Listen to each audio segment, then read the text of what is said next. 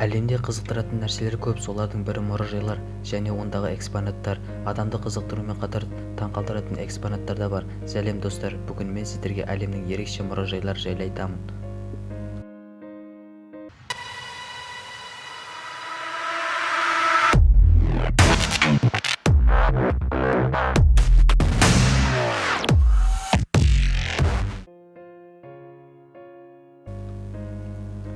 Дәретханалар мұражайы. Нағыз дәретханалар эволюциясы Үндістандағы Нью-Дели қаласында орналасқан дәретханалар мұражайында.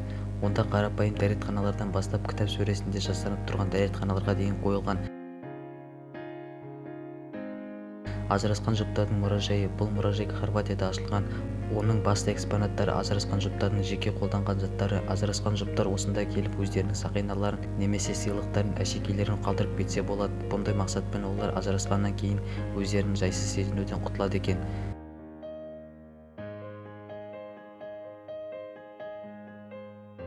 Халықаралық криптозоология мұражайы. Криптозоология дегеніміз адамға белгісіз жануарларды зерттейтін ғылым.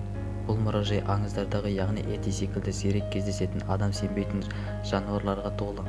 Мұражайда оларды дәлелдейтін фото, видео дәлелдері мен олардың қалдықтары сақталған. Тікенекті сымдар мұражайы. Мұражай ақш-тағы Канзас қаласында орналасқан. Онда тікенекті сымдардың 2400 түрі қойылған. Ондағы экспонаттардың маңызы және қалай қолдану керектігі жазылған. Орта ғасырдағы жазалау құралдар мұражайы. Амстердамда орналасқан бұл мұражайда жазалау қаруының 100 шақты түрі бар. Онда келген қонақтар жазалау құралдарымен танысып, олардың қалай жұмыс істейтінін көре алады. Мұражайда дарға судан бастап адам сүйегін сындыратын құралдарға дейін сақталған.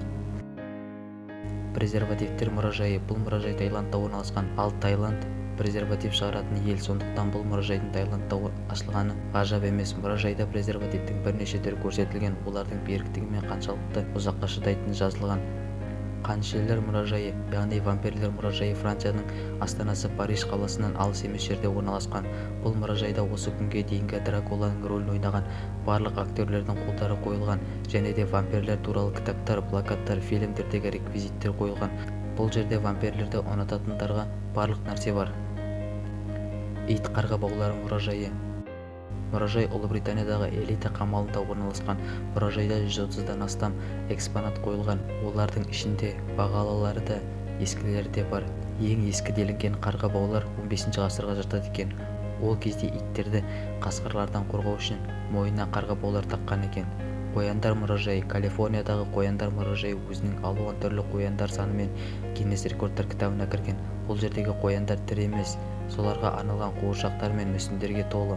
Мұражайда қоянға қатысы бар 28 мыңнан астам экспонат қойылған. Мүйіттердің медициналық тарихы мұражайы. Бұл мұражай Филадельфиядағы дәрігерлер колледжінде орналасқан.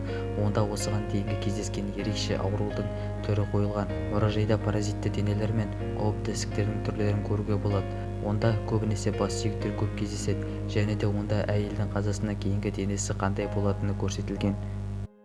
Бүгінге осы, сіздермен бірге болған мен FTFury Clickbus каналынан. Видеоны лайк басыңыздар.